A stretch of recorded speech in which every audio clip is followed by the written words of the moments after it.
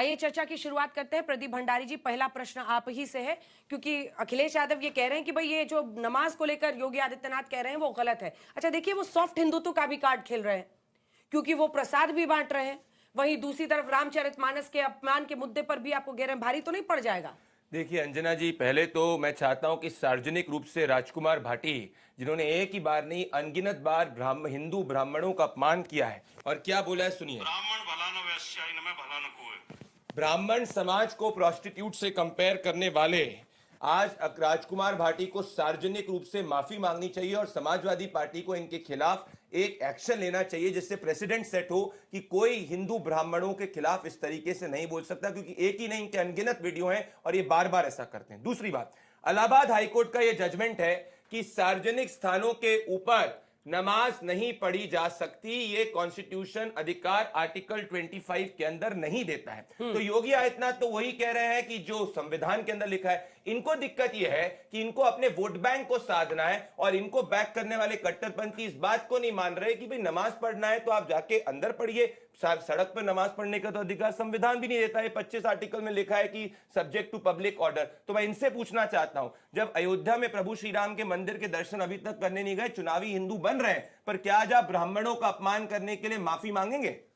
राजकुमार भाटी जी, एक तो माफी की बात, क्योंकि अखिलेश जी ने भी आपको तलब किया है तो बोला ही होगा कि ये सब मत कीजिए, लेकिन अखिलेश यादव एक तरफ भाईचारा भी दिखा रहे हैं और दूसरी तरफ वो जातियों में बंटवारा भी चाहते हैं, तभी तो आपने इस तरह की बात बोली होगी। क्यों?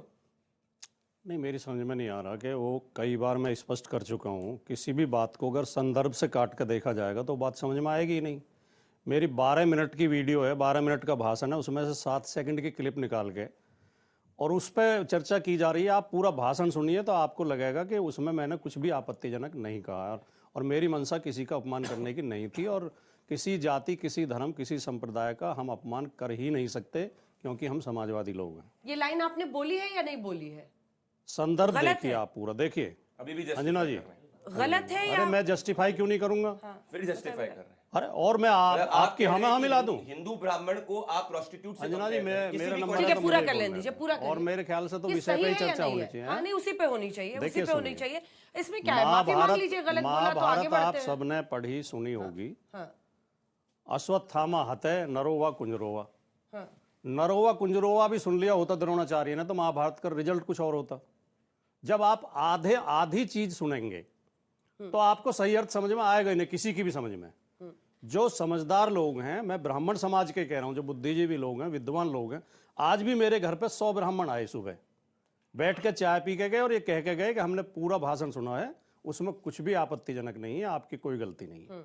लेकिन 100 ब्राह्मण जो घर पे नहीं आए उनके लिए कह दीजिए कि नहीं तो आपका मैं कितनी बार माफी मांगू किसी हाथ बात के लिए? और जो मुझे जो गाली बकी जा रही है सोशल मीडिया पर, मेरी गर्दन काटने पे इनाम घोषित किया जा रहा है, उसके लिए भंडारी जी माफी मांगेंगे? मेरी माँ बहनों को लेकर गाली बकी जा रही है सोशल मीडिया पे, मैंने तो किसी को गाली नहीं दी। सर तन से जुदा की कोई बात नहीं कर रहा है। अरे सुनो, आप वो मिश्रा वकील है वहां का ग्वालियर का, उसने 11 लाख रुपए इनाम घोषित किया है कि जो राजकुमार भाटी गर्दन काट देगा उसको 11 लाख रुपए। क्या आप माफी मांगेंगे उसके लिए? आप वापस से पहले बताइए, आप माफी मांगेंगे? आज तक के नंबर 1 शो पे देख रही है कि भाटी जी कह रहे हैं कि कंटेक्स्ट में उन्होंने जो ब्राह्मण समाज को प्रोस्टिट्यूट से कंपेयर करा है, सही है। सुनिए एक और इनका बयान। लोग रोजाना सुबह प्राय निकलते हैं, किसी अब ये चर्चा ही विषय ही बदल गया। लेकिन ज्यादातर आपने 2 लोगों को निकलते हुए देखा होगा। एक सुबह तिलक लगा के पंचांग बगल में दबा के निकलता है एक आदमी, तिलक लगाकर पंचांग दबाकर निकलता है और उसको कह रहे हैं कि ये बहरूपिया है। अच्छा, क्या भाटी कोई जी पे ही मौलाना? बहस करनी है, भाटी जी पे ही बहस करनी है, क्योंकि समाजवादी पार्टी के रिप्रेजेंटेटिव है, ये समाजवादी पार्टी की पॉलिसी है। चलो, अगर इनकी होती भाई जल्दी इनकी से होती जवाब तो जाके जल्दी से action जवाब या दीजिए। किसी मौलाना आपको बोला कि जाके हिंदू लड़की का जबरन धर्मांतरण करते हो टोपी पहनकर और करके, बोलो ऐसा बयान दिया हो किसी कॉन्टेक्स्ट में, तो यह है इनका तुष्टीकरण। ये नमाज तो बहाना है। ये केवल जो भोले भाले हिंदू हैं, जो सीधे हिंदू हैं, उन्हें ये दिखाने के लिए कि हम मुसलमानों को औकात में ला रहे हैं, उनकी वोट हासिल करने के लिए। इनका असली निशाना दलित और पिछड़े हैं। पश्चिम बंगाल में जो 17% आरक्षण ओबीसी का है, वो इन्होंने आज 7% कर दिया है, जबकि मंडल आयोग की रिपोर्ट के अनुसार 27% है। ओबीसी की आबादी 54% है, 54% को 27% आरक्षण, उसमें भी पश्चिम बंगाल में 17, और आज कर दिया इनकी सरकार ने 7%। झूठ। तो असली क्या झूठ है? झूठ। 7% जो नहीं किया, मुसलमानों को 7% नहीं किया, नहीं 17 का 7 किया, नहीं किया। जो मुसलमानों देखिए, को ओबीसी के इस अंदर तरह रिजर्वेशन झूठ मिल बोलने रहा है, से वो कुछ है। फायदा हो रहा है। और आप ये कह रहे हैं कि एक अच्छा, मैं आपसे बात नहीं कर रहा हूं, मैं अंजना जी से बात कर रहा हूं। नहीं कह रहा हूं, पर अंजना जी, इनका असली मकसद ये है बोले हिंदू कि है, मुसलमान को दिखा के ओबीसी और एससी के हक खाना चाहते हैं। बदमाश कह रहे हैं आपने। ये 85% हिंदुओं का शोषण करना चाहते हैं, उनके हक मारना चाहते हैं, उन्हें अपमानित करना चाहते हैं। पर क्या बंगाल ने अखिलेश यादव को सिखा दिया कि आप सिर्फ एक तरफ की बात करके कि आंखों में मदीना और वहीं चले ये करे, ये सब कावा मदीना करने से सिर्फ वोट नहीं मिलेगा, आपको हनुमान जी की भी आरती उतारनी होगी? देखिए, भारत की राजनीति में शायद मुलायम सिंह यादव जी से बड़ा हनुमान भक्त कोई और नेता हो। वे हनुमान के भक्त थे, हनुमान की पूजा करते थे हमेशा। लखनऊ में आज नहीं, बड़े मंगल पे जो भंडारे लगते हैं, डिम्पल जी हर साल बड़े मंगल पे भंडारा लगाती हैं लखनऊ में। अच्छा। जो हनुमान जी के नाम से लगते हैं। किसी की आस्था पे प्रश्न करना और किसी की आस्था पे सार्वजनिक चर्चा करना, यही प्रोटोकॉल के खिलाफ है। सबकी अपनी अपनी आस्थाएं हैं। हिंदुओं को बदमाश हम हनुमान जस्टिफाई किया, ये बहुत बड़ी बात है। अगर ये कोई दूसरे धर्म की बात होती तो सरतंत्र घोर जातिवादी व्यक्ति है, इन्हें केवल ब्राह्मण दिखाई दे रहा है, बाकी देश दिखाई नहीं दे रहा। ब्राह्मण को ये केवल ब्राह्मण पर चर्चा करना चाहते हैं, सबसे ज्यादा अत्याचार घोर जातिवादी व्यक्ति हैं। ये आपकी पूरी डिबेट को एक जाति पे ले जाना चाहते हैं, ये घोर जातिवादी व्यक्ति हैं। हम पूरे समाज पे बात कर रहे हैं, इन्हें केवल ब्राह्मण पर चर्चा करनी है। ठीक है, वापस आ रहे हैं भाटी जी, लेकिन आप उन पर जातिवाद का आरोप लगा रहे हैं। जाति की बात आपने कही जिसको लेकर ये बवाल छिड़ रहा है। नो, और हमारी यही कोशिश है कि आप डिबेट में आइए, अपनी बात रखिए, आगे बढ़िए। मैं आपने जो भी बोला, मेन सवाल पर आइए।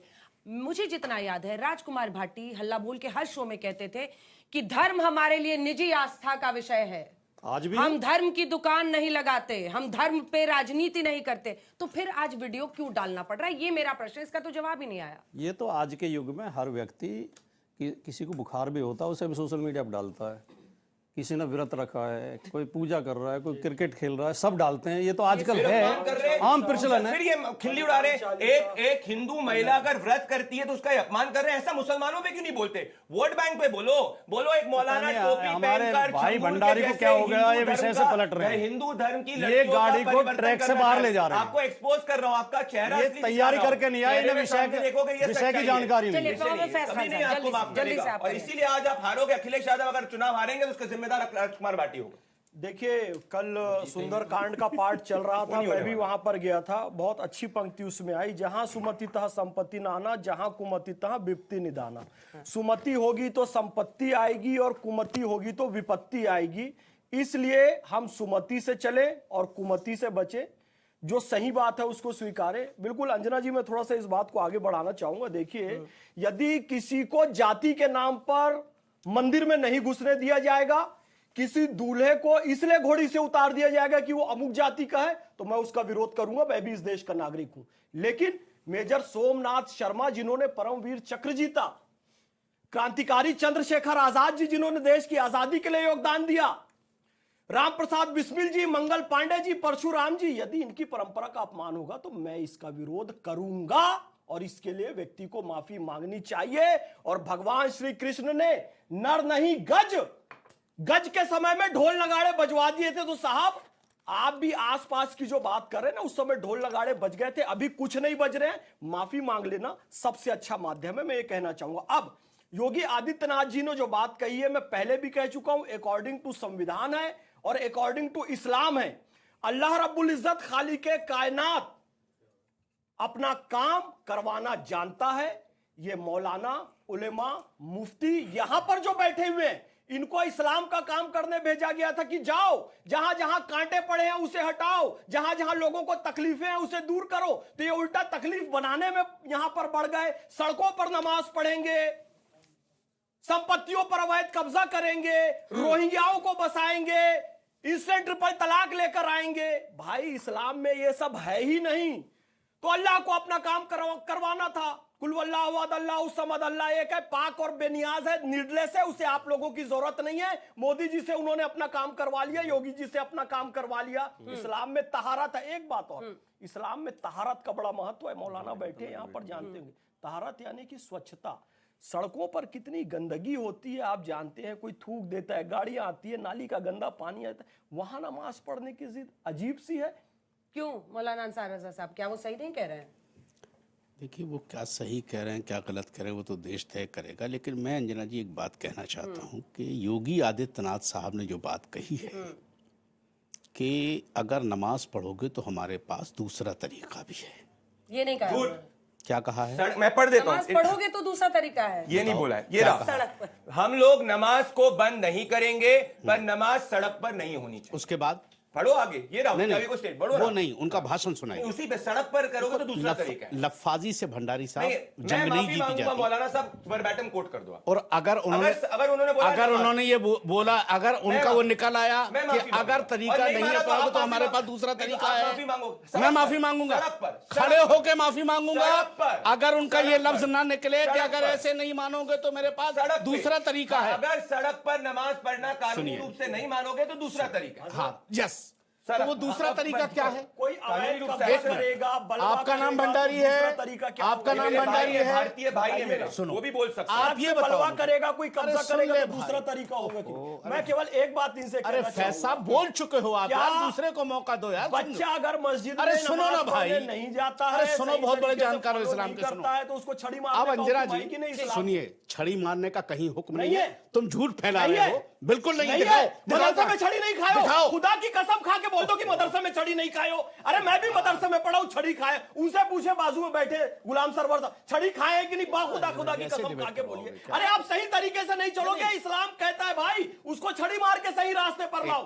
वो योगी वो जी कह रहे अलग हैं चीज हो दूसरा गई ना, तरीका। और तुम कह रहे हैं कि नमाज पढ़ने के लिए छड़ी मारी जाती है। सही क्या तरीके बेहुदापन पर फैलाते चलने हो भाई? नहीं मारी जाती नमाज पढ़ने के लिए छड़ी, नहीं मारी जाती कुरान है, शरीफ पढ़ने के लिए छड़ी नहीं मारी आप जाती है। मदरसे में पढ़े ही नहीं हो, फिर खत्म बात। का सुनो, किसी मदरसे में नहीं पढ़े। चलिए, अब चलिए, सुनिए, गुलाम सरवर जी बोल दूसरी रहे हैं ना, चीज, गुलाम सरवर साहब छड़ी नहीं दूसरी- खाओ। एक मिनट, इसको मेरी खत्म किया जाए, इसको खत्म किया जाए। सुनिए, मारी गई होगी। अब सब जगह मारते हैं। दूसरी चीज अंजना जी, हाँ। योगी आदित्यनाथ जी जो वही बात योगी कही जी है कि कह रहे हैं। दूसरा तरीका, तो पहली बात तो देश को ये पता होना चाहिए कि वो दूसरा तरीका क्या है, और जो भाषा उन्होंने इस्तेमाल की है वो एक शासक की भाषा नहीं हो सकती है।